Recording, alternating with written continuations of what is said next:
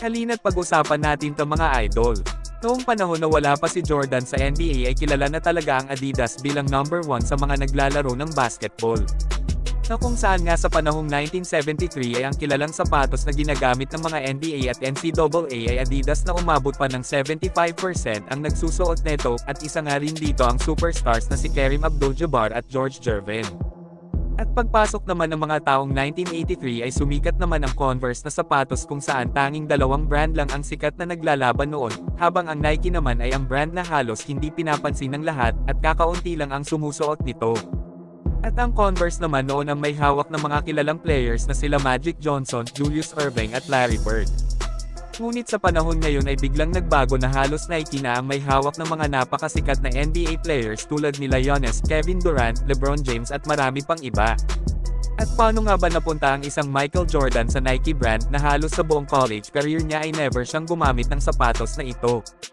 Nagsimula kasi ito noong papasok na ng NBA si Jordan matapos siyang i-draft ng Chicago Bulls team bilang 3rd overall pick noong 1984.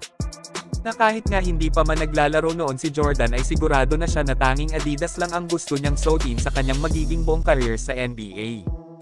Dahil sa gustong-gusto niya talaga ito mula noong nasa college pa lamang siya, ngunit ang Adidas noon ay walang offer kay Michael Jordan, at lalo nang malaman niyang hindi ito interesado sa mga bagong player na wala pang napapatunayan.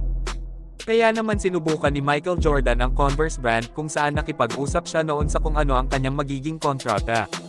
Ayon naman sa Converse brand ay babayaran siya ng $100,000 sa loob ng isang taon katulad ng mga superstars na sina Larry Bird at Magic Johnson noon.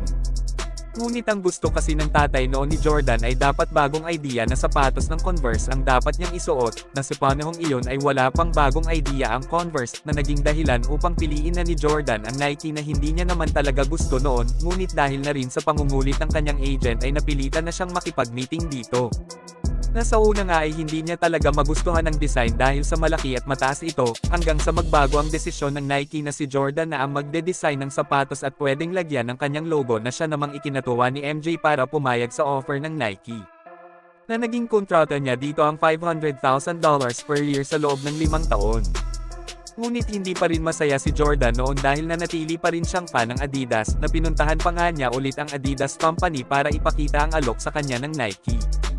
Ayon kay Jordan, kung mapapantayan nila ang alok ng Nike ay sa Adidas na siya pipirma ng kontrata, na agad namang nakarating sa mga executive ng Adidas sa Germany, na ayon sa naging desisyon ng mga executive ay noon ay masyadong maliit si Jordan upang magustuhan ng mga tao ang kanyang sapatos, na mas gugustuhin pa daw nilang alokin ng kontrata ang mga center at forwards.